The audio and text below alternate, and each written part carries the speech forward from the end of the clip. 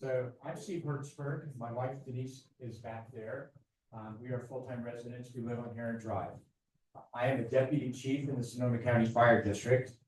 Many of you have seen me come here in a very different uniform, which was the BHHA Bay Fire Protection District uniform. And I would come to the community and say, look, we really need help. We need to get consolidated with the Sonoma County Fire District because it'll give us a more robust service.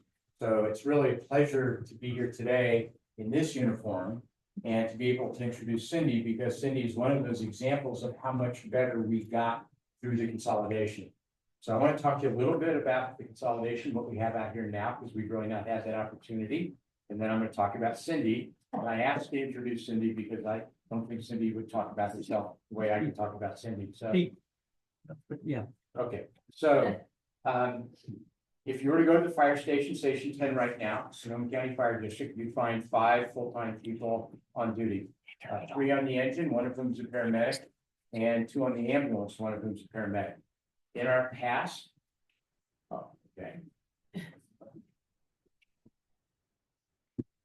some of you have been here long enough to remember when we were 3 people, and then we were threatened of going down to 2. So now we're 5 and we're solid.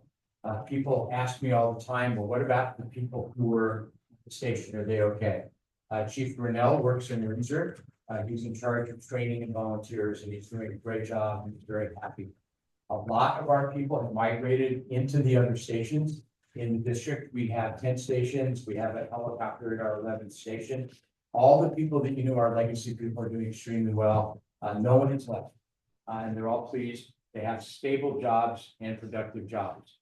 Some of you might have seen in the last few days our fireboat out training.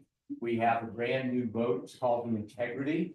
The Integrity was purchased with a Homeland Security grant. We are so privileged to have it because it does so much more than the other older boat did. And so you'll see us out training on that boat. So consolidation has been great for us. And one of the things it's done is put us with a division chief. So we've got Cyndi here today. What we've done is we have a lot more expertise serving our area. And that expertise is located throughout our service area, throughout the district. And when needed, we bring those people to the place of need. So it's really great to have Cyndi here. Cyndi is the division chief of the prevention division. She's also our fire marshal. She has a 30-year history in the fire service. Cyndi's division includes, and there are better names for it than I had. I actually called it one thing, and then she finds it, no, use the proper title. So she has the community risk reduction unit is within her prevention division. She has investigative services, and she has community outreach. Said another way, her group has been out in the harbor looking at risk and trying to help us mitigate our risk, and Cyndi will talk about that today. You will often read in the paper, if it's a fire in our district, that we will be the people investigating and looking for the purpose of that fire. Our community outreach division is all of our social media, all of our newspaper stuff. If you really want to know about us, we have a really excellent Facebook page, and we're very deep. Cyndi is one of my favorite people in the district because she's so passionate about what she does, and she's so enthusiastic. She's much younger than me, but her energy level matches mine. And so it's with really great pleasure that I introduce Cyndi for her presentation. And thank you all for all the support that got us consolidated and got us here to where we are today.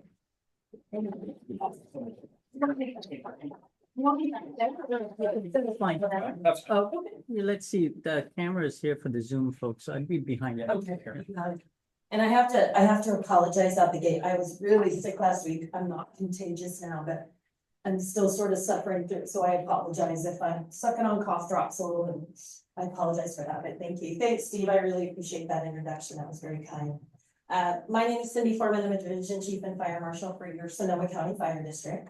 And it's really a pleasure for me to be out here. I really enjoy the opportunities when I get a captive audience, and especially a captive audience that actually came here on their own, that wasn't required to be here and is not here under duress. So I really appreciate you all taking time out of your busy lives and days to sit and listen to me ramble on a little bit about fire prevention and community outreach. So, yeah, I want to start off, and the majority of the slides that I have are sort of related to emergency preparedness and vegetation management.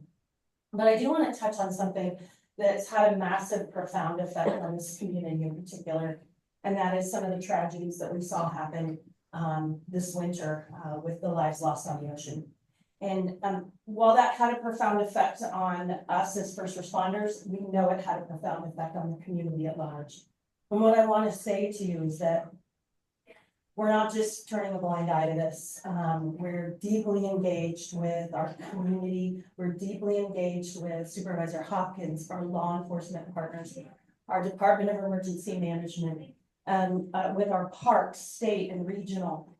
We are trying to come up with solutions and opportunities to educate the public outside of our Sonoma County footprint, because we know a lot of those folks that came in were from out of our area. So we're really working collectively to come up with public service announcements. We're going to be working with tourism boards and Chamber of Commerce and news media to try to make sure that we get the message out about the beauty of our coast, but also about the inherent dangers for those that come from outside the area. So I just wanted to kind of start that off. That's, like I said, had a really profound effect on all of us. So I wanted to touch on that.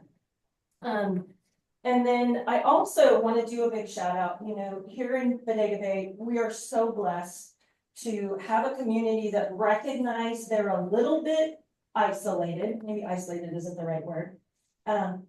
But a little bit isolated, and the needs in an emergency will far outweigh even with our robust staffing now that we have at our station number 10. So I just want to do a shout out to this community for the CERT program that was stood up through Bodega Bay, and the resources that y'all, whoever's involved in CERT, but certainly those players in CERT that have, you know, really made robust provisions for y'all here if and when you need that support. So I just want to make sure I recognize that. Okay, and then another one that I know will be a hot topic is the Estero project. So I want to let you know I'm deeply engaged in that project. I have been on multiple levels. Including I sat through my very first coastal commission when this thing was on the coastal commission, and never sat through a coastal commission, but it was very interesting and it was a very long day. So and not somebody I want to lock horns with. So anyway, we are engaged in that. There is, ironically enough, there's a big collective meeting about that project on Chief Hines' retirement day. So I'm gonna be there for a minute and then here for that. So I think those are some of the big hot topics outside of what I sort of came to talk about a little bit. Does anybody have anything else that's really impending or urgent or something you really wanted to put out in this forum? You just gonna let me run the show. Yes, ma'am. Yes. I have seen some presentations about the 5 feet, the 30 feet, and the 100 feet. And that makes a lot of sense in some places. Sure. But it doesn't quite fit for us. Yeah. We don't have, well, we have some forested areas. I was gonna ask about latitude. Yeah, I'm gonna touch on all that. Oh, good. I got that answer. You're covered Yeah. today. So, Anybody else? Yes, sir. Well, I recently got for my homeowner's insurance company, got a questionnaire, not a questionnaire, a checklist, California Wildlife Mitigation Discount Program Inspection Checklist. And they say that it has to be completed and signed by an inspector from a contracted vendor. And I'll be your contracted vendor. Pardon me? I'll be your contracted vendor. Okay, well, You get something like that, you send that to me. If you're having any problems with your insurance, don't hesitate to reach out to me. I don't know that I can always find the solution or have the answer or get you insured. But I can ask the right questions and I can certainly hope that we can help. Sometimes us coming out, conducting an inspection and providing that for the insurance company works, sometimes it doesn't, it just depends. So if you're butting up against a cancellation, they're asking you a bunch of questions, you know, what's your fire department's capacity? Because they have questions about how many pumpers do we have? How many tankers do we have? What's our, you know, do we have full-time staff or volunteers? So there's a lot of those questions that you may not be able to answer, but if you're having anything insurance-wise, just reach out to me. I'm happy, bend my ear, I'll do what I can, if anything, so don't hesitate, I'll put a business card back there. Why don't you, throw that in an email to me, and I'm happy to help you with it. It's ironically, when I call the insurance company and ask them who their contracted vendors are, they have no idea. Well, we're better than a contracted vendor, so we'll, I'll get one of the inspectors out, we'll get that done, and I'll put my stamp on it. So, yeah, happy to help with that. I'm really glad you brought that up, because insurance is a glooming issue for all of us. I live in the Wellland Urban Interface, I too struggle with insurance, so that problem's not getting any better, unfortunately, with LA. Yes, ma'am, Beth? Just super quick, I'd like to ask the question. I know you're gonna cover a lot of this, but you don't need to live in the middle of a forest for a fast moving wildfire to take it clean out to the coast, correct? That's correct, and I'll share that a little bit. In next week. Anybody else have anything that maybe is out of top? Yes, sir. Yeah, I've got a notice about vegetation around the house, but I didn't understand it, so I called one of your inspectors and he explained what it probably meant. But by the time I got the notice, I was 2 weeks already re-inspection. Sure. And of the remaining 4 weeks, 3 weeks I was out of the country. Okay. And I do my own landscape maintenance, so I think there would be provision for extending the inspection.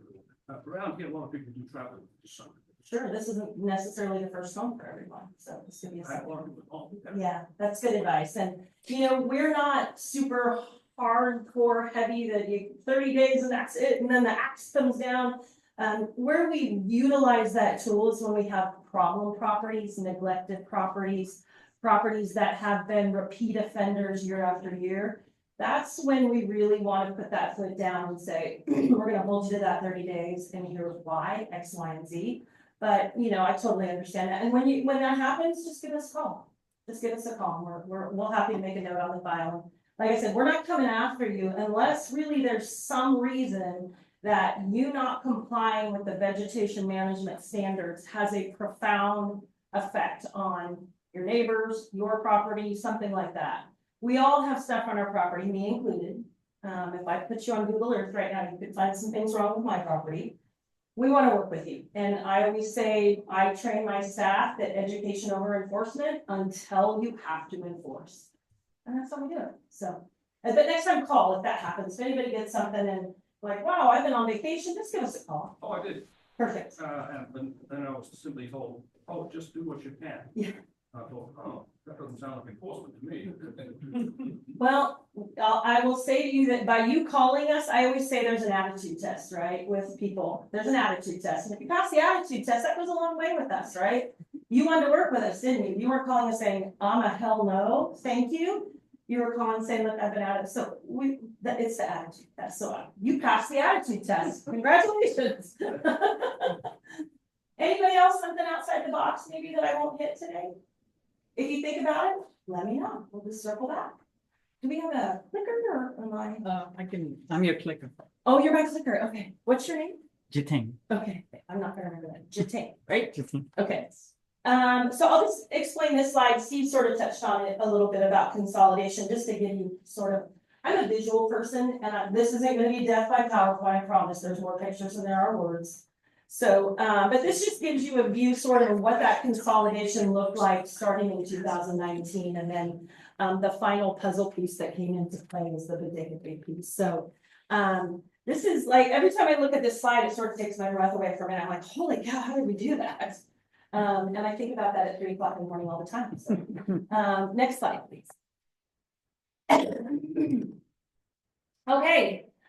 So I hope I'm preaching to the choir. I think I'm preaching to the choir, but we should have our go bags. Everybody should have a go bag. And while today we're going to focus heavily on fire, we live in tsunami land, we live in earthquake land, we live in hey, listen, there's been tornadoes in places that there's not supposed to be tornadoes. I'm from Santa Cruz County, No, and there was a tornado in Scotts Valley. That's never happened before. So we're starting to experience a lot of different events, weather related, that maybe aren't the norm. So, I put on here why we talk about seasonal disasters that we should have go backs for. Earthquake doesn't have a season, and as I said earlier, I come from Santa Cruz County, so I come from a coastal community. I'm 10 minutes from the ocean. I live in the Santa Cruz Mountains, or I don't. I was born and raised there. My mom still lives there.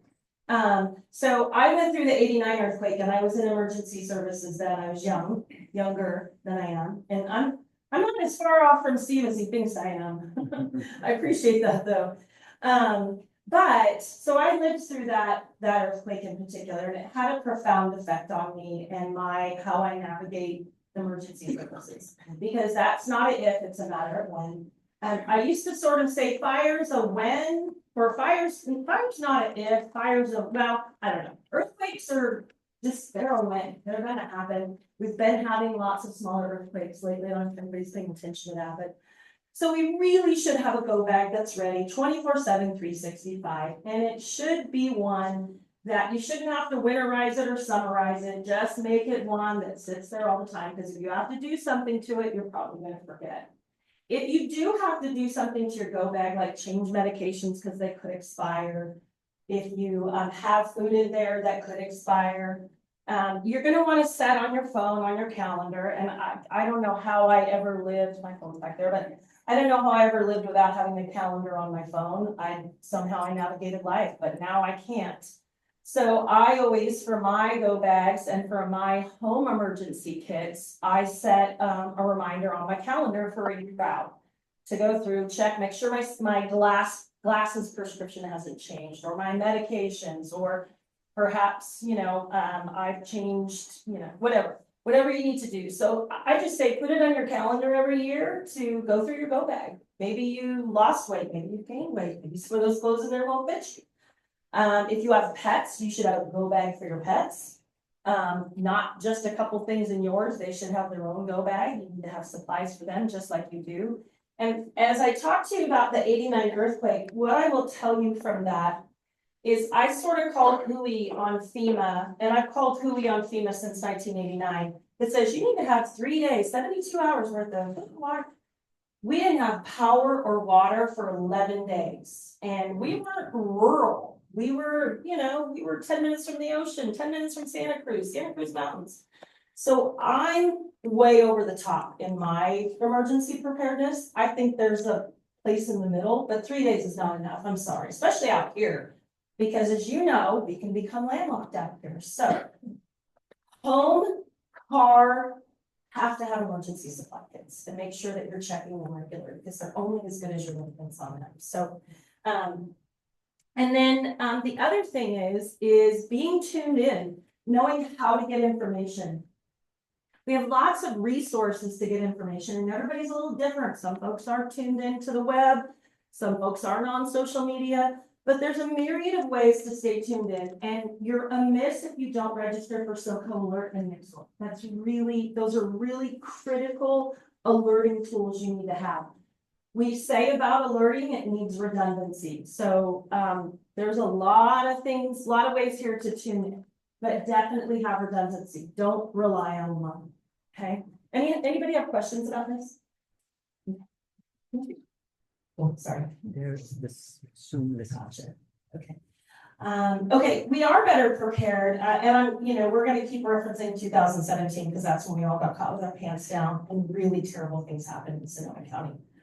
But we are better because of it. So now we have much better alerting. Our Department of Emergency Management is a much more robust agency to support disaster in Sonoma County. The mapping and modeling has come leaps and bounds, whether that be at the state level, the federal level, the mapping and modeling. So what that is that's a blueprint for us, that mapping and modeling that happens, telling us where are trouble spots, where are areas that we feel like we could create wildfire calming zones, where are ridge top fuel breaks. All of those things come off mapping and modeling.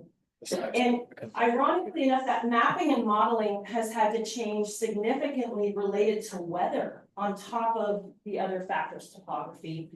But our weather has changed. Oops, sorry. Our weather has changed. And if you don't know that, I moved into Sonoma County in 2000. And the 2017 Tubbs fire, this is what I call it, this is my term, this is not a technical term. That was a catastrophic wind event. And we've had multiple catastrophic wind events. LA just had a massive catastrophic wind event. That's sort of what I call those. That's not a fire under normal conditions. That is a wind-driven fire that is a complete catastrophe, and no amount of water, no amount of firefighters is gonna put that out. We build a box and try to keep it in that box. So we've got better mapping and modeling to give us that idea of where we need to build that box and how big we need to build that box. We have aircraft now. We actually have aircraft that can fly at night. In 2017, we didn't have that luxury. In the fires down in LA, for a while there, they couldn't put aircraft up just because of the smoke conditions.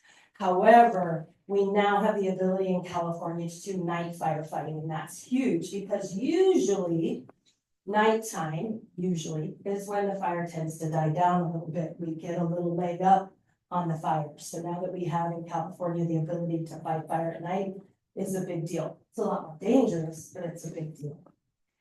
We also have a county all-call program, which means that it's literally, there's a red button somewhere, and if everything goes to hell in a handbasket, somebody pushes that red button and every emergency responder in the county, volunteer or paid, is alerted and told where to respond. And we used that during the Kincaid fire.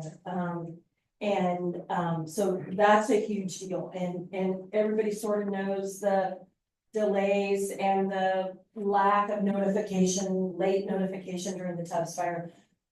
This is a game changer for us. We also now, from the state level and the region and the county level, are able to upstaff and get funding outside of our budget constraints to upstaff when we go into red flags, when we go into these wind events, when we have these storm events. We've been upstaffing through these last few atmospheric rivers, putting more engines on the road, putting more firefighters out there. So that's another piece that's come a long way. High-low sirens. Those are those sirens from the UK. Very different than this. Sorry, pretty good at it, actually. Those are very different than normal sirens that we hear when our crews are responding in the community. So when you hear those, that's supposed to sort of trigger you, like that something's really wrong. So those sirens will only be used in the event that we want you to do something, get up, get out. So if you hear that, wake up, get up. And then Measure H, which recently passed, and we actually just got our first Measure H check. And that is infusing roughly $62 million, give or take, Easter family, give or take, infused into the fire service across Sonoma County. So that's for infrastructure, fire stations, staffing, firefighters, vegetation management programs, projects, and vegetation inspectors. So it is dispersed differently across the fire agencies in the county, depending on their size and their geographical needs and their population and those kind of things, sort of determine what those percentages were that each fire department got. So we are better prepared. Next slide, please. I'm going to touch on what you said earlier. Coastal California is now a threat year-round. There's no such thing as fire season. And again, unfortunately, I keep referring to LA. That was January. I've never been on a fire in January. I've never known strike teams to go out in January. This was unprecedented. Our crews, we had 3 engines. We had about 15 staff members down there, and they did an amazing job. And unfortunately, or fortunately, they knew exactly what they were up against. All of those crews that went down there, I think 9 out of 10 of them had all been on the Tubbs fire, Kincaid fire, Glass fire, Walbridge fire, you name it, they were on. So We took a lot of experience, down there, and our crews did amazing work down there to support that community, so. Fires are getting bigger and faster. We've had historical drought conditions across California, not so much right now, the last 3 years have been thick, but before that, it was really ugly out there.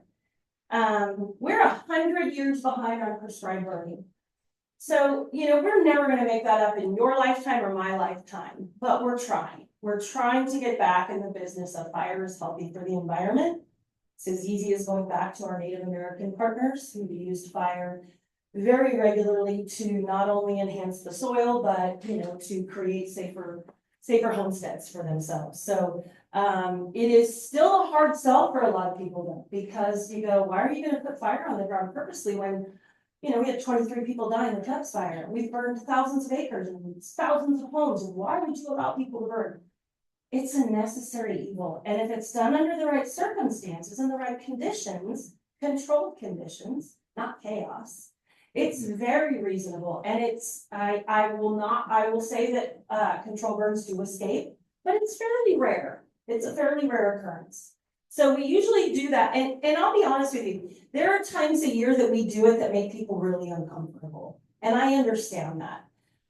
But it's also the time of year and the weather conditions that are perfect for that fuel to burn cleanly, efficiently, and be done within a matter of a few hours. So sometimes you gotta trust us a little bit. You might see that social media post or, something on the news that says, oh, there's a control burn, X, Y, and Z, and you go, why are they doing that? Or this is so ridiculous. Know that so much goes into that before that decision's made. There is so much that goes into preparing for, planning, and conducting those burns, and they're under very controlled circumstances. So all I can say is, put a little trust in us. I know that it's uncomfortable, but we really have to get back in the habit of burning off some of our invasive fuels, some of those fuels that actually are better to burn. It's better for the environment, it's better for the habitat, it's better for the ecosystem to actually put fire on the ground. So I know it's uncomfortable. We just ask you to trust us. Let's see. Sudden oak death, that was a big issue, especially during the drought. Sudden oak death, thousands. We had a massive tree mortality issue in Sonoma County, across the state, really, from sudden oak death and some of the other pest infections. Global warming, like I said, I moved here in 2000 and I never saw wind. There was your normal seasonal winds. There was your normal afternoon, fog push. We had those seasonal winds in September, October, but nothing like what we've seen since then. Really, since 2017, I'm shocked at how many wind events. And I lived up off Wrigley Road, so I live in Rincon Valley. And I'm up on the hill a bit, and so I get the wind very prevalently at my house. But again, I don't ever remember Sonoma County having the kind of wind that we've had since 2017. Seasonal winds, yeah, they show up even out of season. So, it was, LA had their Santa Ana winds in January. About that. Does that happen? Oh. And then, of course, we have more homes in the wildland urban interface. And I forgot to ask you, how long do I have? I didn't ask you that question. 10 minutes. We said it for 2 hours. Okay, I'm not going to take 2 hours, Yeah. but I just want to make sure I'm not stalling here. I'll work on the 10 minutes though. Can you go back to that one really quick? I thought I had. That was it. Was a home. Oh, yes. So you can go to the next slide. So I'll share a story with you about more homes in the wildland urban interface. Back in the 60s, Fountain Grove. The city of Santa Rosa would not allow Fountain Grove to be developed because it was too dangerous. Oh, what if a wildfire comes through? So they were heads up. They knew about that. They wouldn't allow building, and it just took time, and it took enough money, and it took enough development pressure that Fountain Grove not only was built out, but it was rebuilt. So just sort of sharing, we're putting homes in places that things are really not supposed to be. All right, so we are safe from wildfire on the coast, right? Unfortunately, we're not. And the picture to the left is Maui, and the picture to the right is Malibu. And I just put some brief statistics on there about the Maui fires. I didn't pull the statistics on Malibu, but we are at a threat. And if you don't think it's just a normal thing, add wind to that. And so let me give you an example. When we have a wind-driven fire, anything that's over 20 miles an hour is not a fire that we can catch, that we can chase down. That's when we have to step back and build a box. So 20 mile an hour winds is super common here, but anytime that happens, that's a big event for us, and we got to build a bigger box. The 2019, the Kincaid fire in 19. I don't know if any of you remember this, but if we hadn't stopped that fire in Windsor, and when I say we, it wasn't me. I will say it was a lot of really great individuals. But if we didn't stop that, the predictions, I should have put that slide in here, I totally forgot about it. The fire would have run to the coast. That's exactly what they told us. And that's sort of what's happened in these scenarios here. That fire started and it pushed the wind direction, all about wind direction, right? We're used to the fog push. But when you get that wind that pushes off the dry hills and it pushes down, it's going to come right into the coast. It just is. There's a lot of fuel that way, y'all. There's a lot of fuel that way. And what we have to switch our minds to is it's not that flame front that's burning down our neighborhoods. It's not the flame front that burned in and burned down Malibu or Maui. It's the ember casts and the firebrands that go miles and miles ahead of the fire. So, are we threatened here on the coast? Absolutely. Do we have a little bit more of a buffer, say, than I do up in Rincon Valley? Yeah, but you're not immune. And under the right circumstances, you are just as vulnerable. Yes, ma'am. Well, and I think that one of the critical reasons why we're at risk is because, like Maui, we have one way in and one way out. Exactly. You cannot go that way. Especially the fire. Exactly. You get to go in the ocean. Well, Not a great option. and it doesn't take much for big eucalyptus trees to come down across the highway, and then we cannot get out. That's right.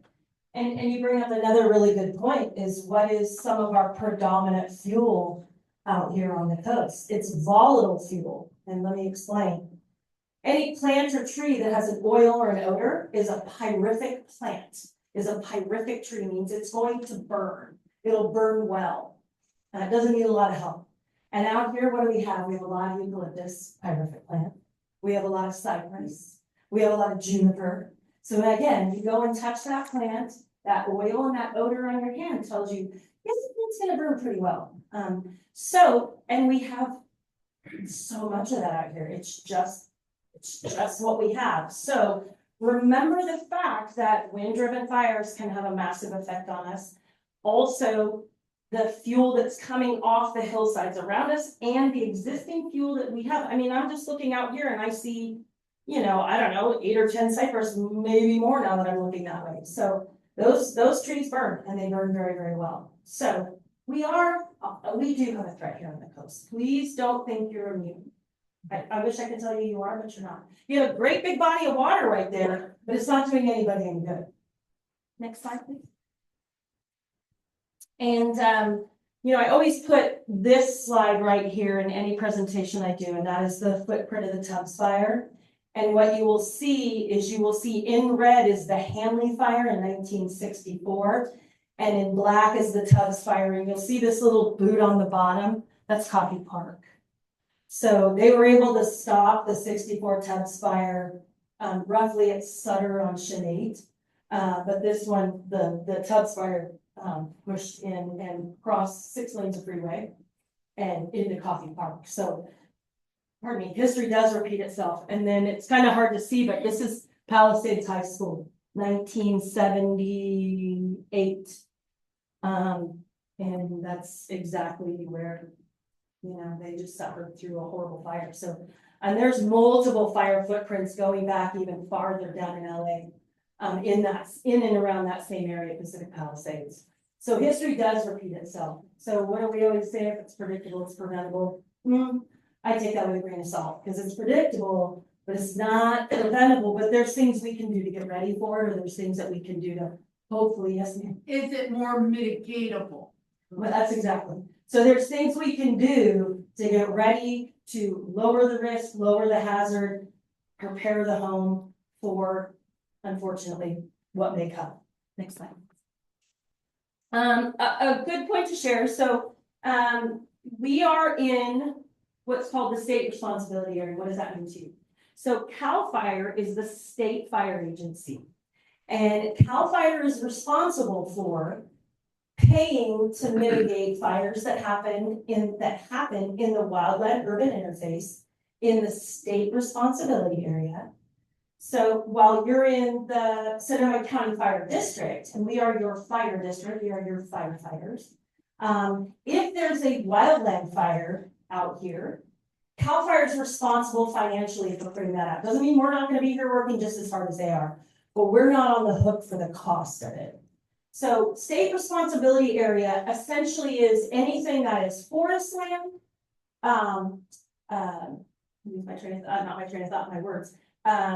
watershed, habitat, those kind of things are what are considered state responsibility area. And so it's the state's responsibility to protect the watershed, protect the forest, protect the habitat. So in the state responsibility area, there are 3 different fire severity zones. There's moderate, which is yellow, this is us here, where that star is. So as you can see, we have a moderate footprint. The major part of Bodega Bay are moderate. There's some highs and some very highs. There's been a lot of emails back and forth and concerns from community members about new construction and what's being planted on these properties with the new construction. And I will say, unfortunately, unless you live in the high or very high, you are not regulated to provide a vegetation management plan for your build. That's only if you are in the high or very high, because that question has come up. Well, they're building, yes, Beth. So that, fire mitigation, the plan you're talking about, that goes to you to get approved. It doesn't come through to say Permit Sonoma or to the HOA. Great question. It actually, I'm gonna explain this part too, it's a little complicated. Sonoma County Fire District contracts with the County of Sonoma, Permit Sonoma, for plan review and inspections of new construction. The reason for that is that was a contract put in place back in the late 80s with previous Fire Chief Doug Williams. And that was because the previous, Rincon Valley back then, but didn't have prevention staff, didn't have a budget to have prevention staff, so they contracted with the county. So we still have that contract in place, and one of the biggest drivers of that was the fires that we've had. So our fire district could not manage rebuild, plan review, inspections, and vegetation management plans for thousands of homes. We didn't have that kind of capacity. So we continued to keep our contract with Permit Sonoma to do that. It's better for the customer because building is there, planning is there, everything is a one-stop shop. So at some point, likely in the future, the fire district, when we can build a more robust fire prevention division, will likely bring all that stuff back in-house. Ultimately, Beth, we have jurisdictional authority over decisions that are made related to building.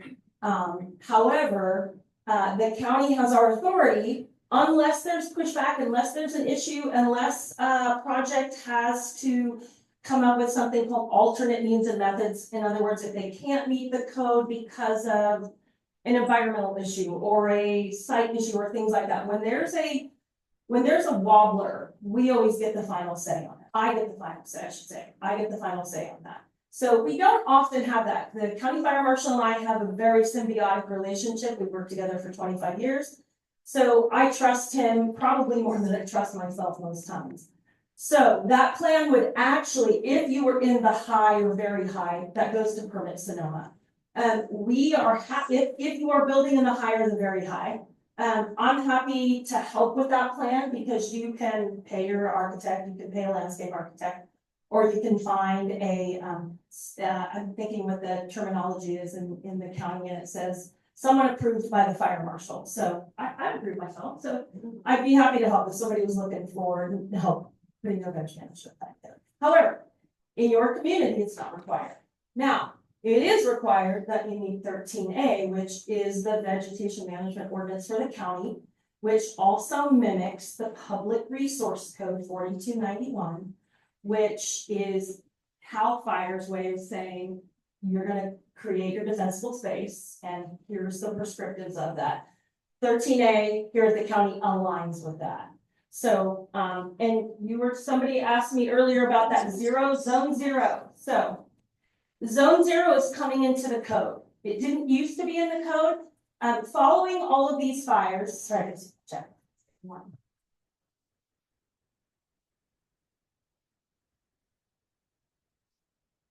So following the fires in California, we started to find that the most vulnerable spot on the home was in the first 5 feet of combustible construction. That's not taking into account our stuff, and we'll talk about our stuff later. But that 5-foot zone was critical. And I will tell you, through all of these fire events, I drove past homes that were standing, I thought were perfectly fine, marked them off on my map, came back a day or two later and they were gone. I'm gonna tell you, it was that 5-foot zone. Something was in there skunking around, or something got into the vents, crawl space or attic, and I came back and the house was gone. That's happened in almost every one of these fires that we've had that have been in the district. So it's coming into the Public Resource Code 4291. It will be one of the prescriptives that is required. We will then adopt it into 13A as well. The first 5 feet off your home will have non-combustible ground cover, no plants. Sorry, I know this is a little bit of a hard pill to swallow. Here's the good thing though, it's actually a fairly affordable fix for most people. But hardscaping, rock, pavers, decomposed granite, those kind of options, concrete patios, but that first 5 feet is critical to home survivability. So that's gonna be coming into the code. If I were you, and I've done it on my house, in fact, my husband is finishing it up today.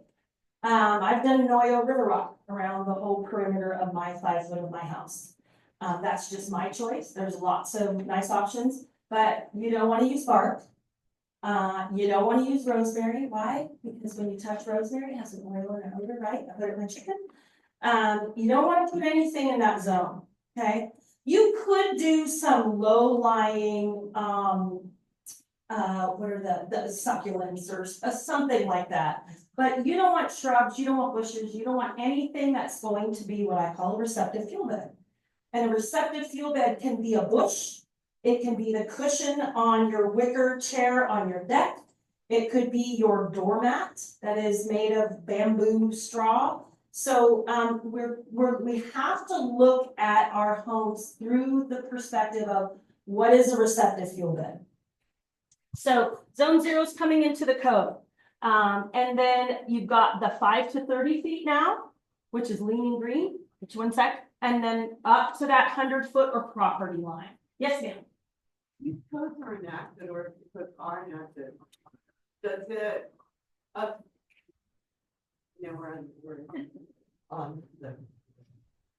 when these codes are enacted, does it affect what you currently have? So if this goes into effect, will I have to re-landscape my place? Great question. I appreciate that.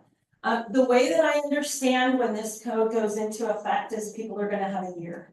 So you'll have a year moratorium once that goes into effect to, excuse me, to create that 0 zone. So, yeah. I understand that the county requires 13A with vacation rentals on the coast. 13A on any residential structure. Everything, vacation rental or not.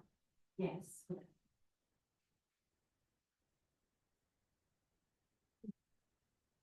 Yeah, I immediately think of a hedge that we have down one side of the house. That's the barrier between us and a very busy rental. Are there going to be follow-up changes that allow maybe a fence to replace some of those things? So if you put a fence in that 5-foot zone, you want it to be non-combustible. Yeah. So like metal, concrete. HOA doesn't allow fences. Oh, they don't allow fences. Right now. Okay, But I think maybe they should. yeah. Okay, good. This is actually good timing for this conversation then. Tom, this is something that I think would be really great for you to bring to the next board meeting, to bring this up to see, how this all factors in. Okay, thank you. Yeah, I think that's good advice. If you got, it's good to know this is coming, so then you guys can start circling the wagons, right? You're also not supposed to have a hedge house. Oh. But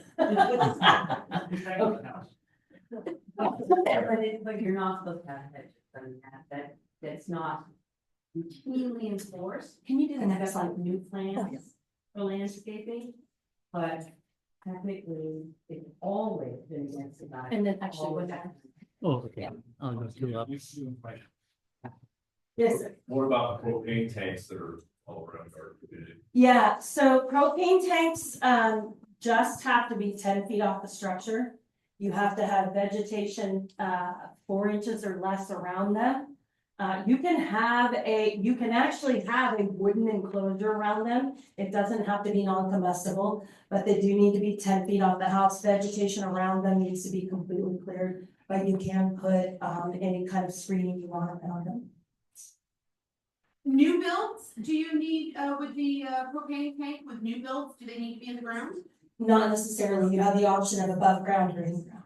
Yeah, yeah. And here's a great picture to sort of hit home. This is actually from LA.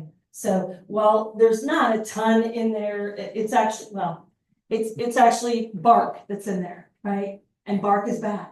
Sorry, bark is bad. It's a great way to reserve the moisture in your soil, but you do not want it up against combustible construction. What about chip? Chip, same thing. Chip's bad. Yes, it is. What receptive fuel bed? Receptive. Receptive fuel bed. Receptive fuel bed, so. And the thing about bark and the city of Santa Rosa's actually put in a pretty stiff ordinance that they're not allowing that, particularly gorilla hair. Gorilla hair is that sort of strandy stuff, looks great, but it burns. And any of that kind of ground cover, chips, mulch, gorilla hair, whatever it is, embers land in that, and while they don't just burst into flames, they skunk around in that, and you sometimes don't even know it's happening. And that, I had one home that we lost in the glass fire, and I had been at that house a week before, and came back 4 days later, and it was to the ground. Well, turns out we followed the path. It had gotten into the gorilla hair around the base of the house. And it just skunked around, and it wasn't flaming, there wasn't smoke, it was just skunk, we call it skunking around. And that house was gone 4 days later. This just sort of hits home the zone zero. Yes, sir. Yeah, what is this, you call it zero? Zone zero. Zone zero, Yeah. so when do you think this is gonna go to effect? It's hard to say with the state. I would have thought this would have already been done, I think. Just hold it close now. There you go. I would have thought it would have already gone into code, to be honest with you. So, there's some hiccup somewhere, I'm not sure. So I would plan on this being in code within the next year. And I would also plan on there being some prescriptive language that gives you some sort of moratorium. So it might be a good idea for the landscape group to get locked up with the fire department on what the changes are gonna be necessary, right? Because I'll tell you one thing, we have a place up Lake Hollow, and one thing that'll drive all these changes is their insurance company. Yeah. Exactly. Yeah, and all of a sudden, trees are too close. Yeah. Weeds are too high, woods back next to a house because you have a wood burning fireplace, all that stuff. It kills the insurance, You're and you right. won't have the insurance. You're right. So, we're right around the corner now. You're right. Here. And something I didn't touch on when I was talking about. One thing I didn't talk about when I talked about insurance is, the crazy piece is that your insurance company can come out and I'll come out and say the prescriptives in the public resource code and 13A say that you shall have 100 feet of defensible space. The insurance company could come out and go, yeah, here's what we want. we want you to do 104.5 feet that way. And we want you to remove this tree, this tree, this tree, and then we want you to go 77 feet, that they can do whatever, they can say whatever they want. They can put whatever prescriptive on you they want. And I will tell you that, if they're coming out and I think this thing must just be dying, so, because I can't do that. If they're coming out and they're nitpicking stuff, like you recognize it's being nitpicked, I'm telling you right now, they're canceling you.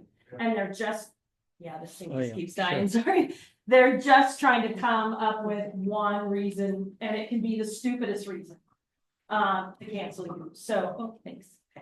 But you can learn how to play the game. I mean, You can. they may give you 7 or 8 things to fix. If you start with fixing 2, and keep up with it, and then 3 Yeah. and 4, they won't cancel that. Sometimes I heard it every way to Sunday. If you, so this insurance issue has been on my plate for 15 years. It's gotten really ugly the last, I would say, 5 years. So I've heard everything under the sun you can imagine about insurance and what they do and what they don't do. So, okay, so there's 3 threats, 3 ways that fire can expose our homes, right? So there's direct flame impingement, and I think I'm walking in front of the camera. You're good. It's actually good if you're right there. If you're right in front of that camera, you're fine. Okay, so direct flame contact, and it's kind of hard to see when you guys are back there, but essentially it's just continuity of fuel moving toward the structure. Okay, these just they don't work. You have to hold it really close and keep it. Okay, it's got a sensor, huh? Yeah. Maybe it thinks I have bad breath. Okay, so continuity of fuel, direct flame impingement, right? We can fix that. We can change that. Embers, that's a tough one. But what we can do is prep our home for embers, and we'll talk about that. And then, obviously radiant heat. And again, that's something that we can do something about that sheds too close to that house. Next slide. And then what can we do to reduce that exposure? So, as we talked about, break up the continuity of the fuel approaching the home. Move the shed, remove the shed. Get that 5-foot zone where all those embers are landing, clean that up. Home hardening is something I didn't put in here, but something that we really should talk about. And it, we may need another session, I don't know, but home hardening is really important to be able to make your home defendable under normal fire circumstances. With that being said, there's vulnerable spots on our house. Our crawl space vents and our attic vents are 2 of the most vulnerable places on our homes. And I know that there's been a myriad of dates when the homes have been built up here. So there is likely a myriad of different construction types. Typical crawl space vents and attic vents are 1/4-inch mesh. It's as easy and cost effective to take them down to 1/8-inch mesh. That is a game changer. You can go out and buy those expensive WUI products that are ember resistant vents. Vulcan is one of the brands. There's several different brands out there. They're not cheap. They're very effective. But I'm telling you, if you're looking for a microphone, I put some new batteries in here. You can use this. You could do it as affordably as changing that, and you don't even have to take that mesh off. Put another layer of the 1/8-inch mesh over it. That is going to block those embers from getting into those 2 vulnerable spots in your structure. We changed the batteries. Other things, I think I'm pretty certain all the roofs here are Class A roofs, but if you're going to replace your roof, you need to replace it with a Class A roof. That's just a material that is resistant to ignition. So essentially trying to get our homes as close to ignition resistant construction as possible. Now, I think a lot of the homes out here have wood siding. If you are looking at replacing your siding, consider replacing it with fiber cement board. That is an ignition resistant product on the outside of your house. There's a lot of homes up here, I think, that probably have T111 wood siding. And so that's very vulnerable to fire, right? So if you're replacing your siding, consider doing it with a hardy board or a cement board. Let's see, so, windows, if you're looking at, and I don't think anybody out here has single pane windows, but if you have single pane windows, you really should consider, of course, getting them. I don't even know if you can buy single pane windows anymore. But upgrade your windows, because your windows are resistant on some level to fire, as long as there's not a tree or a rosemary bush planted right in front of them, right? So, yeah, there's some things that we can do affordably to just kind of get our homes ready, hardened and ready for fire. If you, wood burning fireplaces out here, right? Everybody has wood burning fireplaces? Yeah, lots, maybe some. Make sure you got a spark arrestor on your chimney. Cleaning your chimneys regularly, making sure that you don't have any tree branches that are hanging over the roof and certainly not over the chimney. Okay, next slide, please. All right, and I said this earlier, so our stuff plays a massive role in fire propagation, home survivability. So when we go out on a fire and we go out and it's called we call it bump and run. And that's essentially we go into a neighborhood and we go to each property that is defendable. Let me start with that. We go to properties that are defendable. I've had to have really hard conversations with people. And it's not so much out here on the coast, but, get into the hills and, I can barely get up their driveway in my pickup truck. How am I gonna get a fire engine up there? There's nowhere to turn around. They've got, vegetation up against the house, trees hanging over the house. And I say to them, look, our job is to come and defend your home. But if you don't make your home defendable, you're gonna kill my firefighters. That's not gonna be okay with me. So make your home defendable so that they can back the engine into the driveway, get their hose lines out, throw some ladders up, prep your home for the fire that's coming and move on to the next one. So we do bump and run on defendable homes, and bump and run means we back into the driveway. We take your garden hose and we put it in the tank. Hopefully you've left out your ladder for us, that'd be great. Hopefully you've left us out some tools because that helps us a lot too. We don't have to take that off the engine and remember to put it back on when we gotta get out in a hurry. And we go around your house and do a 360 and we pick up, throw, gently move, cut down, rip off whatever we can and have to make that home survivable so that we can go to the next one. So it's gone as far as I've seen them cut decks off of houses. Not joking. We're going to do what we can so that that home can stand on its own once we move to the next one. So we all have, if we have the ability, we can all do a little bump and run around our house. Let's just go with this. You get a nixle that says there's a fire in Bodega. You guys are put under a evacuation warning. Does that mean you have to leave? That's not an order, it's a warning, okay? So when we talk about the evacuation piece, evacuation warning means there's something close by, pay attention, you may get an order. Time to tune in. This isn't the time to turn your phones off at night and leave them in the kitchen. This is when you stay tuned in. If you are a seasoned citizen, if you have disabilities, or you have someone in your home that has disabilities, if you have hoof stock, if you have challenges to evacuating, I always say, leave at the warning. Do not wait for the order. Don't wait for the order. Go with the warning. But you know that everything's okay. You get the warning and you go, you know what? We're going to pack the car and I'm going to prep the house. And that's you going around putting the deck furniture inside, pulling the doormat from in front of the door, putting it inside. That is moving plants away from the house. That is prepping your home, getting rid of those receptive fuel beds around your house, and then you leave. Now, often we don't have time for that. But if you do, that's essentially what we do when we come. So you're going to be helping us out if you have the time and it's safe and it's reasonable for you to do it. Prep your home. Prep your home before you go. We want you to leave your lights on. I know this is crazy. We would love you to leave your door unlocked because if we need to take shelter in the house, that's fantastic. Beth? Knox box or Knox locks? So you should have a Knox, if you have a gate, you should have a Knox override switch on your gate. Oh, does anybody have gates? Nobody has gates up here, right?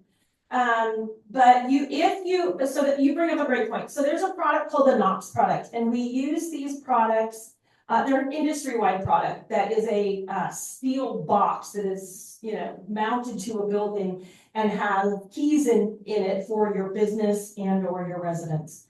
They are pretty bomb-proof, and nobody has keys to them but us. And we only have keys to them, and we only use them in emergency purposes. They're a little bit expensive for residential use. They're available, but they're like $300 or $400. How much is your life worth? And Well, how much is that's- my life? See, Beth is like here to bring it home, Beth, bring it home. But you can just get those lock boxes if you so choose, because if you fall down, I've fallen and I can't get up, but I can call 911, but I can't get to the door and I don't want them to break my door. You can get some of those just regular lock boxes mounted to the outside of the house. Give me a call. I put your code in with Redcom, so when we respond, we already know what that code is. We don't have to break your door to get in. So, yeah, yes, sir. So, the Knox box, the all kinds of Knox boxes, even at Knox, even on the webpage. Yeah. So you have a certain. This is so cool. There's only, so if you go through our agency, there's only a handful that are allowed to be ordered. We don't open up the ordering for all of them. If I assume that you're using the same thing as North Lake Tahoe, it's a 2 1/4. Yeah, and that may be the residential box that you're talking about, a little white one, yeah. So, and here's the thing too, I think what I'll do after this meeting, and I don't know who to best send it to, maybe it's Jonah, but push out some links for y'all. I want to push out the link for the chipper program in the event that somebody's interested in that. Push out links for that, how to create the zero zone, how to create a go bag. I'm happy to send out links so that everybody can kind of follow up on this meeting and do a little more in depth. But getting back to your stuff, this is a great slide for me because I think I have all these things on my property. And it's, again, when you're doing that bump and run, prepping your house to go, right? These are going to be things you're going to move. You may rip these plants out of the ground. I don't know, because we probably will when we come there. You're gonna want to do what you can to get the propane tank with the barbecue away from the house, right? So your wood pile should not be next to your house, okay? If it is, you're gonna see your firewood thrown all over the yard. You're gonna have to come home and restack it if there's a home to come back to. So those are all things that a lot of this you can do on the fire, right? The firewood shouldn't be close to the house. Those plants are a little too close to the house. Consider placing that gazebo a little farther off, those kind of things. But think about, what your stuff is in relation. I can't tell you how many structure fires we go to from garbage cans. And where do we put our garbage can? Right next to our house, right? And some people even put their barbecue or fireplace ash in there and their plastic cans, and the cans melt and the house catches on fire. I think we probably go to 10 or 12 of those a year because people don't recognize that fireplace and barbecue ash can stay hot for days and days and days. That coal bed is ironically enough really hot. So it's our stuff. Our stuff plays a massive role in homes burning down. And again, a big component of that is in that 5-foot piece. So next slide. Gates, and this is a great picture because this is Coffee Park, and I actually saw this happening in Coffee Park. So you've got a home, you've got a fence that goes from that home to the next home, and that fence just acts as a conduit to fire. So this is in code in some areas in California already. I'm hoping we look at putting this in code here in the county. I don't think it's going to go in the public resource code yet, but you should have non-combustible connection to your house. Have a wood fence, fantastic, but where it connects to combustible construction, change it out with non-combustible. Then you lose that conduit. Fire, look, fire's going to stop right there. And then this is the other piece of this picture too. There is rock. This is the 5-foot zone, right? That's rock. This is bark. The bark caught the fence on fire, right? That's all it takes. Receptive fuel bed, fence on fire. Had this been wood, that would have gone into that structure. So really simple things sometimes make all the difference. Next slide. All right, so there's another slide out here that talks about lift and separate. And I think I know you know where I'm going with this, Julie. Back in the day, ladies, there was a commercial for women's undergarments, and it said, "This will lift and separate." And so whenever I do these presentations, that I have a slide to lift and separate. Sorry, I was good at that commercial. Evidently, I thought it was funnier than everybody. All right, so obviously you want to choose, arrange, and maintain. And you know I don't have to explain anything more than that. Choose the right plants. Arrange them in a way where they are not a threat to the home, they are not a threat to each other, break up the continuity, space them out, and then maintain them. Because just like we're seeing with some of the roadside fuel reduction projects we're trying to do in the county, it's never a one and done. That's the problem with vegetation. It's never a one and done. So this is a good example of breaking up the continuity, spacing out your trees. This is also talking about limbing trees up 6 feet or higher. If it's on a flat, you can go 6 feet. If it's on a slope, you actually have to trim that tree up higher because of the slope of the topography. So, and then looking at what you're arranging in and around your trees. So that little shrub, as long as you maintain it, works. But if you don't maintain it, you have to limb this up higher or shrink this down lower. So, next slide. And then same thing. This is again, how you're arranging things. Here we go on a slope right here on the flat ground. We can go 2 times the distance off each other. But once we get to a slope, we've got to double it. Fire moves quicker uphill. Fire down here preheats this fuel, which then burns and preheats this fuel, which then burns, and so on and so on. Okay. So same thing with trees. Yep. Okay. Next slide. The numbers don't lie. So these are the 2024 numbers, and we're not going backwards. I don't think we're ever going to go backwards. I think we're going to get better, but we're likely never going to go backwards. Could you kindly read what's on? Yep. Those numbers. So 8,024 wildfires in 2024. Acres burned 1,050. 1 million. Sorry, 1,050,000 and 1,200. One fatality. That's a tragedy. One is never okay, but that's a lot different than what we've seen in past years, right? And then 2,148 structures. We lost roughly 6-ish in the Tubbs fire. I think they've lost over 10,000 in LA. So that number's not in here yet, obviously. So actually, this is a quieter year than some years that we've had. 41 in the 70s. Yes, between the complex fires, so between the Pocket, the Nuns, the Tubbs, that was 41, and we had 23 in my fire district. That was just, I'll never get over those. I'll never ever be okay with those numbers. And then the last slide is just if you have questions or you want to contact me. Yes, ma'am. The one thing I'd like to point out is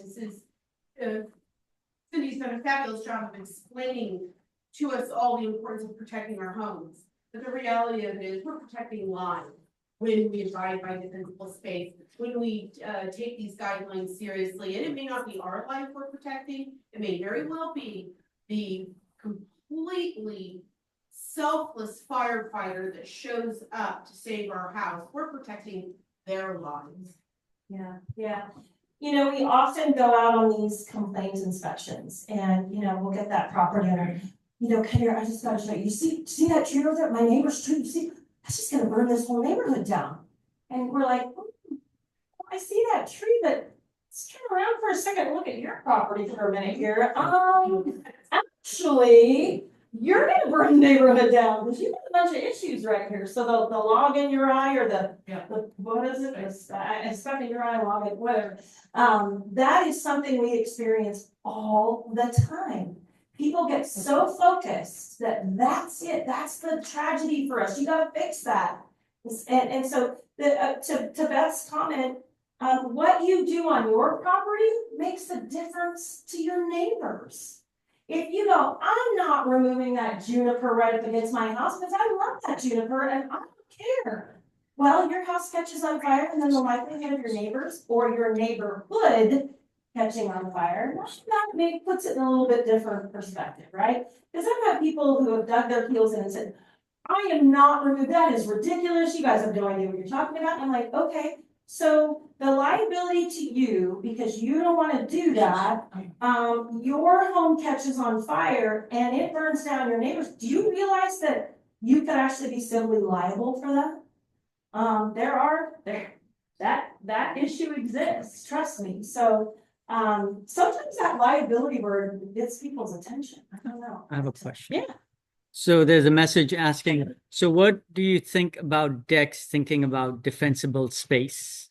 So, a deck is attached to your home typically, right? And decks are traditionally woods. There is, Trex products and those sort of synthetic wood products. Those synthetic wood products, remember, those are plastic. Plastic melts at 300 degrees. So I'm not saying that those melt at 300 degrees, but I'm telling you they're a plastic product. So they're gonna burn. With a lot of really noxious. Yes. deadly- Yes. So, I have a wooden deck attached to my house. It is the vulnerable spot of my house. But what I will tell you, there's not another thing under it, and there's vegetation under it is zippo zilch. So the likelihood of that deck being, where the deck would be the problem is if an ember landed on my deck furniture. That's what's gonna be the problem. Not so much just the deck. Because the other piece to think about decks too, especially with wooden decks, even Trex, the gaps between the boards, those can fill up with leaf litter and debris, right? And so that's another thing, pressure washer or take your little scraper or whatever you gotta do, but clean out those spaces if you have a wooden deck, keep those gaps between the boards clear of debris, clear of receptive fuel beds, right? So, your stuff on your deck's probably your bigger problem than the actual deck itself. Another question, what is your recommendation regarding having helicopter insurance? If it's even available, I know it's available, recommended in Gualala residents. Yeah, that's a great question. So Reach has a program, and I don't exactly know what it's called, but I know my mom pays for it for us every year and puts it in our Christmas card. I don't know why, weird, but whatever. But we're members of Reach, and it's really pennies on the dollar. I seriously, like I think the family membership, I don't even know. Steve, you know what that is? Yeah, and you can have as many family members on there as you want. So I think it's a huge bonus because we have a helicopter, and Steve, can you give us an idea on what a helicopter transport costs? Yeah. So the answer is yes. Get helicopter insurance because you never know when you're going to need it, and it's sort of nice to not have to write a check for $40,000. It's called Reach. Reach, yes. Sorry, going back to the decks, what about fire-resistant deck stains? So when deck stains and fire resistant don't always go hand in hand for me. There are products out there that you can treat your wooden products with. So I'll touch on two things here, and it's still a bit of an emerging technology, I would say. One is I get the question all the time: what about exterior sprinklers to protect my house? Right, I put them on my roof. And what I will say to that is a bit of emerging technology. There's not a product out there right now that is the cure all end all and has all the endorsements through the National Fire Protection Agency and CAL FIRE. And there isn't a product out there right now that exists. I'm going to be a little crass when I say this, and I apologize, but it's the best way I can explain it. Putting fire sprinklers on the roof of your house in a firestorm is like pissing in the wind. Sorry, but it is. Right? If you've got a wind-driven fire, that water is not going to go anywhere you want it to go. It's going to go where the wind takes it. Right. So the other piece of that is water is a critical resource for us. And, I often get this question for people that have wells and their own water tanks and stuff. And it's like, don't you want us to have water when we get here to put the fire out? You've had those sprinklers going for 2 days because you evacuated. And we get there on day 1 or day 2 or what, and there's no water. Well, that's sort of a bummer, right? So I just say, I've seen people write checks for $30,000 and $40,000 for systems on their homes. And I would say, if you're considering that, please talk to me. Please don't write that check. Talk to me. I'm not saying you shouldn't, but I'm saying I don't have all the answers yet, and the industry doesn't have all the answers yet. I'm gonna say a similar comment related to being able to treat wood with a product. There are products out there that you can treat. There's issues with them, with their durability, with how they hold up in the rain, how long they're good for, how often you have to retreat. So there are products out there. I can't tell you one in particular that has risen to the top that is the industry standard and is the end all. There's lots of companies out there fighting for this right now. It's a very another emergent technology that everybody's trying to come up with the, perfect answer on how to do that. And so, yes, there are products out there. I don't have one definitively to say, yes, I actually am considering, there's some kids out of Silicon Bay and their dads are all big in the tech industry, and these kids developed a product. And when I say kids, they're like 18, but, and they brought it and we did a little test with them, and it was kind of impressive. But for us to really get behind something like that, it's gotta be vetted. It's gotta be, underwriter laboratory listed, or National Fire, agency listed, or, one of those sort of big testing agencies that gives us that peace of mind.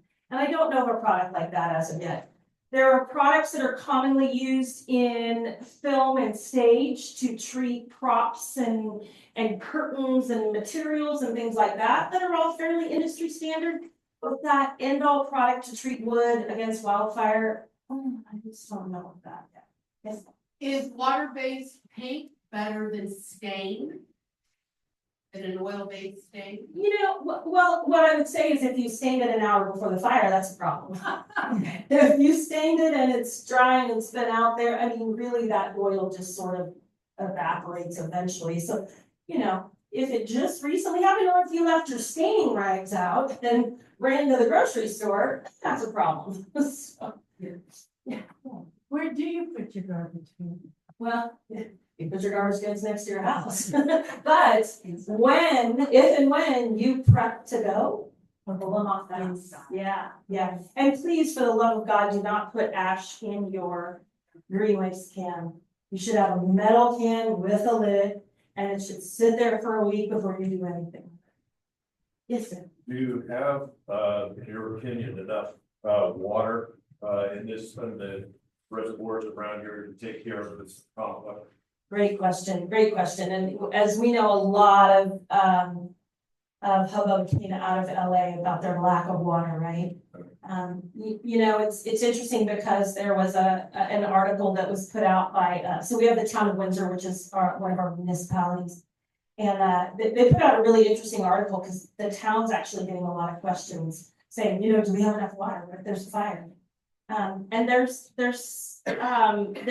this mindset similar to what I said. When there's wind over 20 miles an hour, we can't chase that fire down. Some of these situations, there's not enough water. Even if we had every reservoir full, the water still, do we have enough water? Yes, we have enough water right now. Do we have enough water to get to every location that's impacted by wildfire?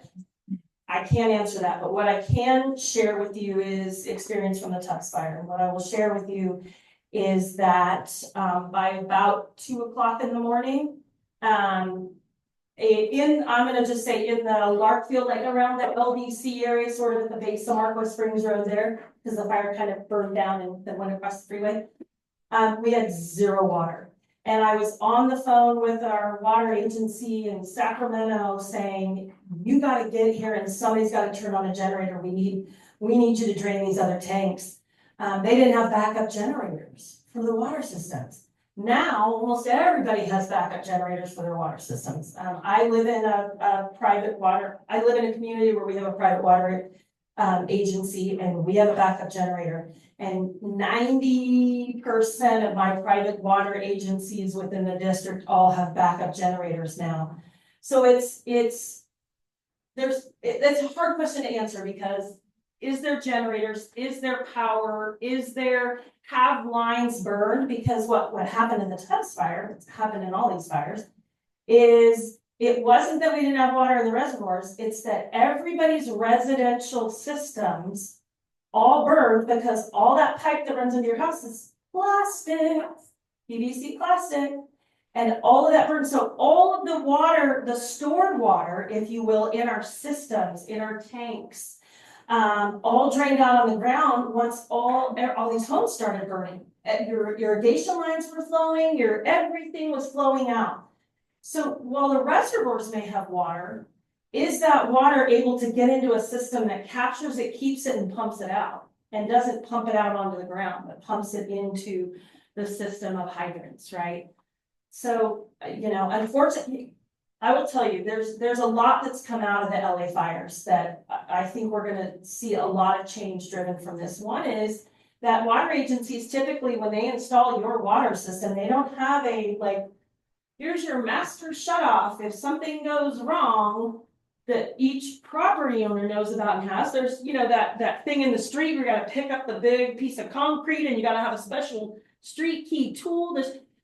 Really, communities should have individual homeowners. We should be able to shut those systems off. And there is going to be legislation that it's out there now that's going to come through about how water is brought in and hooked up to individual homes, because all that water went on the ground. It wasn't that the reservoirs were empty, which maybe some of them were, but I will say that it's where you capture that water and produce that water into the community, those systems all failed. So will that work though, if the pipes in the house are plastic once the house burns? no. Well, if you're able to shut it off at the source, so everything beyond the source is plastic, but if you can shut it off here at the copper line or the steel line or whatever, right? Then we can eliminate all that water just running into the world. So I literally was standing in a neighborhood with every house around me burning, and we had no water, zero water. So, Follow-up question: do you think there's enough fire trucks here to help us with the whole area with Santa Cruz? So I'm gonna go glasses half full with you on that, because what I always need to preach to the community is you outnumber us 1,000-fold, right? Steve said we've got 5 at our station here in Bodega Bay right now. How many are in this room? It's about 25, right? So we're outnumbered. We outnumber them right here in this room. Add in the tourists, we get how many million-ish tourists to Bodega Bay every year, right? The community is fairly small, but when you add in the fact that if a major disaster happens, we're overwhelmed. The minute that it happens, we're overwhelmed. And it's not that we're not there. It's not that we can't come and mitigate it, but we may have trouble getting there. We may be overwhelmed with some other, you may have, my house is on fire, but we may have a bus full of kids turned over on the highway here, and that's the moth to the flame. So, I don't want to say we are here to protect you. We're going to do our darndest to give you every bit of what you need in a disaster, but you outnumber us in a massive way. So that's why I praise the CERT program. That's why I praise all the boxes throughout the community that have disaster supplies in them. You guys recognize that piece. So we got you, but sometimes we're just going to be completely overrun. I'm just being honest. I wish we had 1,000 firefighters out here. We don't. So, yeah. Down to, can you do a quick review of what you can do? So we call that the leading green zone, right? So that's fairly close to the home. So we want to make sure that all the ground vegetation is 4 inches or less. If you have trees, they need to be limbed up 6 feet. I'm gonna say something I'm gonna paint with a broad brush here, and I hope I don't offend anybody with this. Juniper is one of those plants I said that's. I'm gonna paint with a broad brush. If you got juniper and it's in your 30-foot zone, you need to get rid of it. You need to get rid of it. Sorry, if it's not creating an erosion issue, you need to get rid of it. If it's near your house, if it's within that 30 foot. Please, get rid of it. If you have those beautiful designer cypress trees and they're right next to your front door, I'm gonna tell you, so sorry, but they are a Roman candle. And I literally have pictures in Foothill from the Kincaid fire of them just spiral torching. And there's 2 of them in front of this house and they're both just spiral torching. So, yeah, Juniper, Just really quick, I want to touch on something regarding evacuations and getting equipment in. One of the reasons when we're told to evacuate, we need to leave, is so that the fire department and those that want to save our homes and our lives can get in. So that they're not having to worry about, are they gonna be encountering civilians on their way out with car problems? They need us out so they could all come in. that's a great point, Beth. And, you know, I think that goes back to the conversation of evacuation warning and evacuation order. Especially out here, I say this, I should have said this here. I say this often to our Gurnville area. I say, if you live, my deputy fire marshal jokingly says, you know, when people say, well, I live in Gurnville, I live in, you know, what do I do during fire season? And he's always like, well, you should leave and come back in January. He's joking, obviously, but you know, the challenge they have, just like you do, and it's even worse there, is it's one way in, one way out, and it's this tiny little road that runs along the river. So I always say, if you live in this area, I always say, go with the first sign of smoke. Sorry, go with it. That's my sister-in-laws live in Forestville at the top of a hill. I never would have let them buy this property had I seen it, because it's in a very dangerous location, but they find it to be heaven and I just gotta suck it up. But I tell them, you leave at the warning. You do not wait for the order. You leave at the warning. And that's good advice out here, is to leave at the warning, because you are challenged on 2 lanes to get in and out of here. And you don't want to be caught with all the people that got caught with their pants down and waited and all of that. So I would say my advice to you, if you live out here, go with the warning, right? Can we leave our garage doors open? No, but that's a great point, because I did have that in one of the slides. So you don't leave your garage doors open, don't leave windows open, don't leave anything open, but leave your lights on. And if you're willing, leave your door unlocked. The garage door, so unfortunately we had in my fire district, 2 people died because they did not know how to open their garage door. And that just, I still struggle with that. So To open the big garage door to get the out. power was out. If the power's out. The power was out and they were senior women. Oh. And They didn't have They didn't, well, what happened is it was too late. They got into the garage, got into their car, the door wouldn't open, the house was already being impinged. They went on foot. It wasn't good. So what I say is, if you have a garage door or you have a gate, learn how to open that manually. Because when the power goes out, now, the good thing is there was an industry standard change following the Tubbs fire related to garage doors, and now you're required to have a battery backup to your garage door opener. But there's a manual thing you can pull, and that's the other thing, that some people don't have, some senior seasoned citizens do not have the strength to pull that manual handle. So if you have a garage door, learn how to open it manually, practice it. Make sure everybody knows how to do it. Same thing with the gates. Gotta know how to do that. Is there anything when we're like evacuated, and you know how some people don't leave? Yes, I do. I'm sure you do, sorry.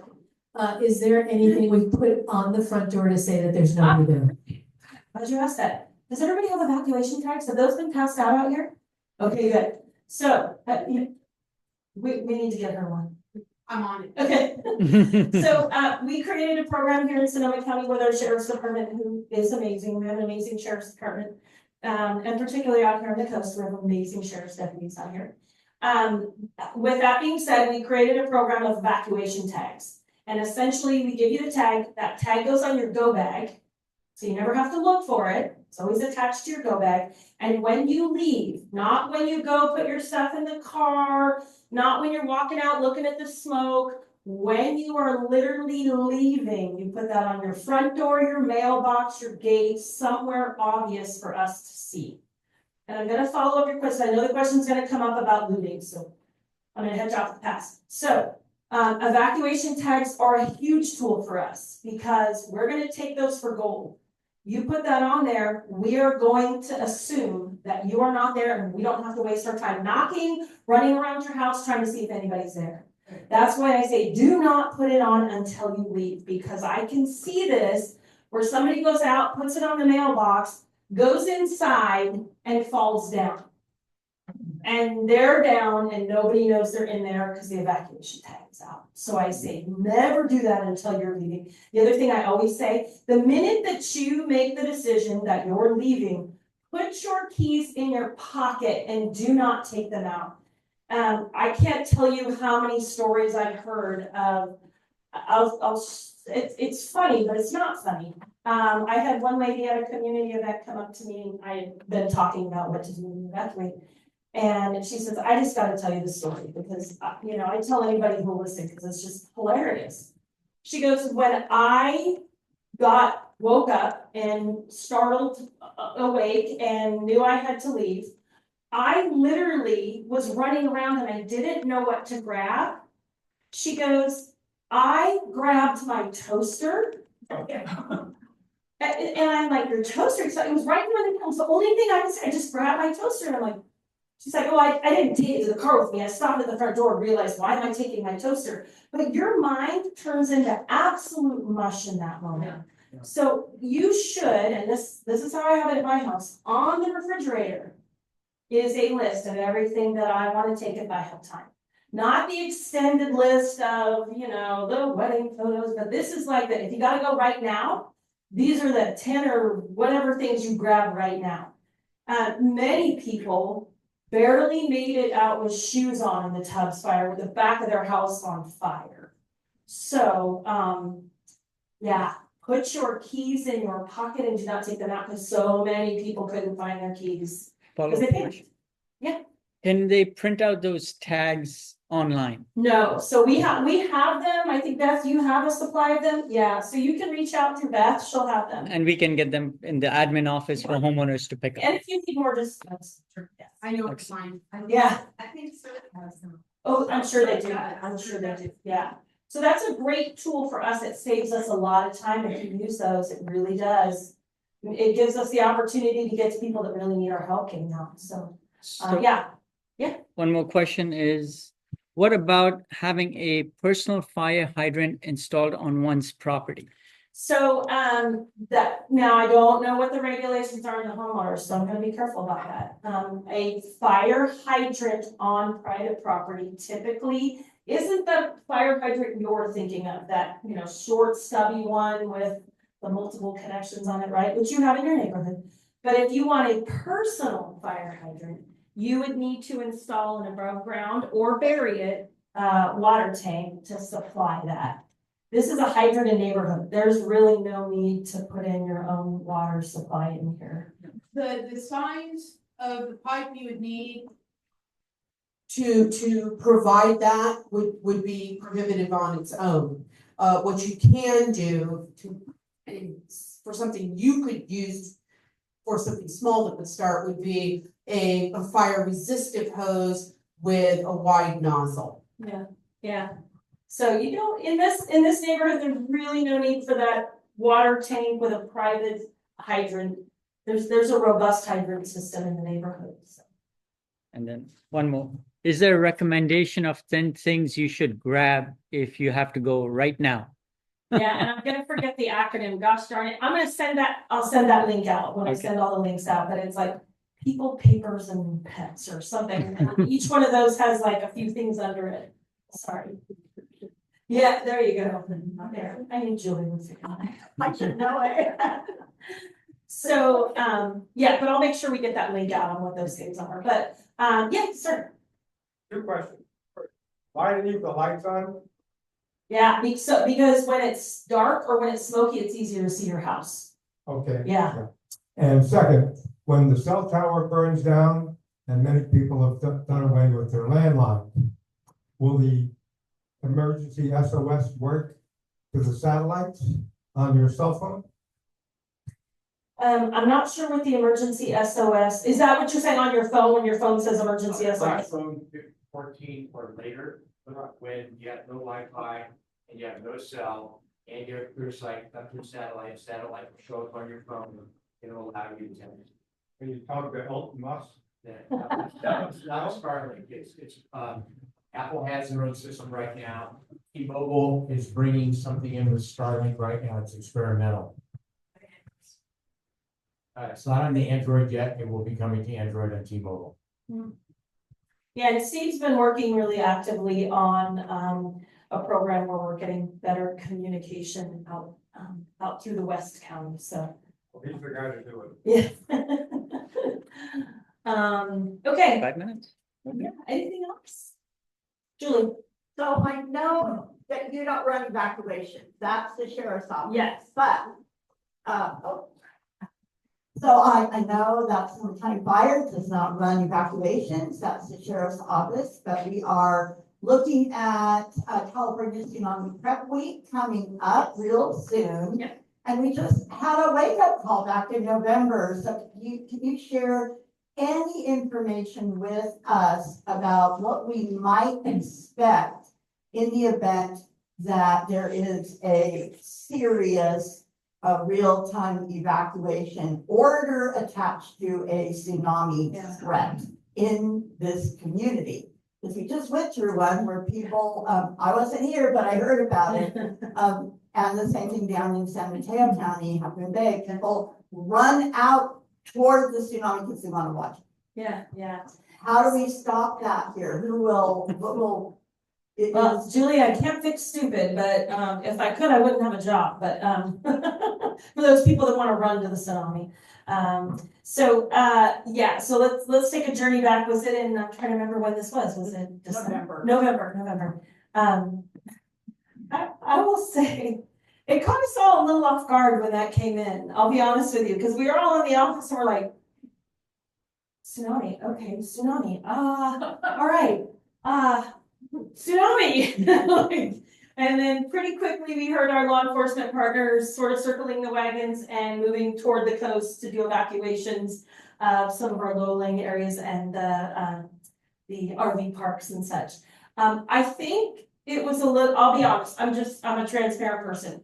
It was a wake-up call for us. I don't think and when I say we, I'm speaking as a county. I don't think we've got the end-all plan together. What I will say is it was a wake-up call and we now are engaged. There are meetings and there are, in fact, there's one, I can't remember what it is. It might be next week or next month, but there's a big collaborative meeting on tsunami preparedness. So I think it's one of those disasters that we know exists and we have all the signs out here, tsunami evacuation zones and all that, but I don't, and maybe Steve, is there something I'm not aware of? Is there some master tsunami plan that I'm just not in the loop on? The Fire Protection District is new emergency plan, which has been reported by Dewey Krebs in covered tsunamis and has been reported into Sonoma County Fire District, but not implemented yet.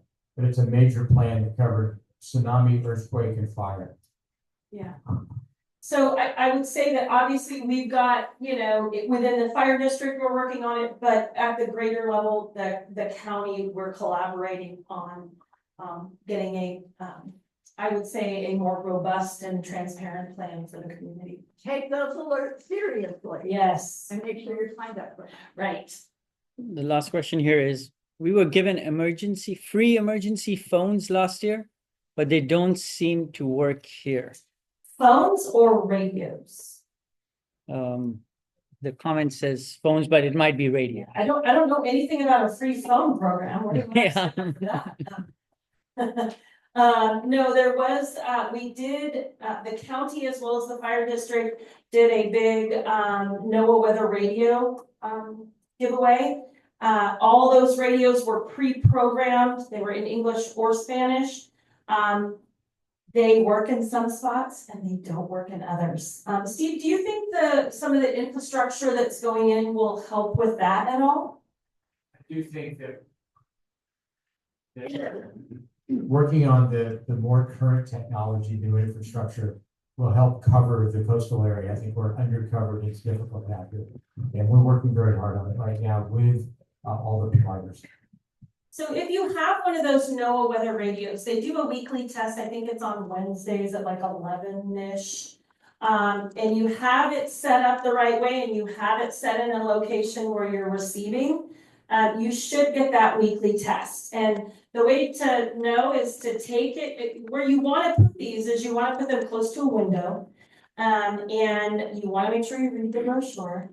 And you want to turn it on, because if you can turn it on and you hear the weather report coming through on that NOAA weather radio, then you should be able to receive a signal. So it could be, I don't want to say it's user error, but the likelihood of it being a combination of user error and or poor reception. So it's crazy because in the fire station, there's only one location in the fire station that works in the town of Windsor. And I don't know why. It doesn't work in my office, but it works in Jason's office. I'm just not sure. Yes. Are you going to talk about the Estero access? Yes, so that's why I touched on that. I want you to know that we're deeply engaged in that. And I will be meeting with that group, as well as Johannes, who is our head of public infrastructure, and his team. Once we meet with the Estero project group, I'm gonna go through the community with Johannes. Beth was good enough to take me through the community, it was a few months ago now, and show me some of the trouble spots and just get me familiar, because I'm just unfamiliar. And so I will be also coming out into the community with public infrastructure and identifying those areas that are problematic. Yeah. The other thing too is I'm trying to hit up, I don't know which group it is because there's a few involved, to get a off-road, what is it called? ATV? Yes, for us to be able to get in and out of there if the need be, and then maybe looking for somewhere to store it around here. Yes. Does that answer your question? Well, yes, Okay. that narrow street down there. Yes. And you have campers on one side and you have pickups on the other side. And if there's a fire in one of the buildings here, or a house, or down here, there's no way that a fire. For you to get out and us to get in. Oh, Yeah. absolutely. Yeah, and Steve brought this to my attention a while ago, yeah, so we're in the loop. All I have. And I'm gonna assume you're looking at painting red curves and the rest of that. Yeah. I have a follow-up question, because the thing that worries me probably more than anything out here is on the weekend when the weather's great and there are hundreds, maybe thousands of cars out here and people out here who don't live in the area, and we have to try to evacuate quickly because of a tsunami or because of a earthquake or because of a sudden fire situation. The one way in and the one way out is just not going to work. So I hope that's part of what's being thought about, not just with respect to the Estero, but all the parkland out here, which it's so great to share it with the public, but the worst possible situation would be to have thousands of people out here and a disaster happen. You're absolutely right, and there's a huge part of that we can't do anything about unless we put signs at either end of town and say, no more tourists. Which some days that's the answer, but therein lies the problem in Santa Cruz County is not immune to this. We have the very same thing down there, so I'm very familiar with that. Some of that we're never going to fix, but what we can fix about the Estero project, we will. It's really ironic because I read the report prior to the Coastal Commission that I sat on. And then I came out and met with Beth, and Steve's given me a lot of feedback on this project. And I remember reading, oh, it's only 30 cars. And after talking to the residents, it's like, that, I don't even know where they got that number. That's like 30 cars is on no, that's not a rainy day with, 20-mile-an-hour winds. There's maybe 30 cars. So I don't even know where those numbers are coming from, because there's the massive inaccuracies to me from what I'm hearing from the public and what is reflected in that report. They measured the traffic in January. There you go. That answers that. That's when the tape goes across the road. Yeah. I mean, it's foolish. Yeah. So the numbers that they used didn't even come from Bodega Bay. They didn't use any of the numbers from the mysterious traffic study. They pulled them from other neighborhoods and other areas of Northern California before COVID. Oh, interesting. Wow, okay. Wow, so, yeah, unfortunately, we have, that's why all that we can do is be as prepared as we can be. Leave at the evacuation warning. Yeah, I know. The downfall of living in coastal. Anybody else? All right, okay. Thank you very much. Yeah. We appreciate it.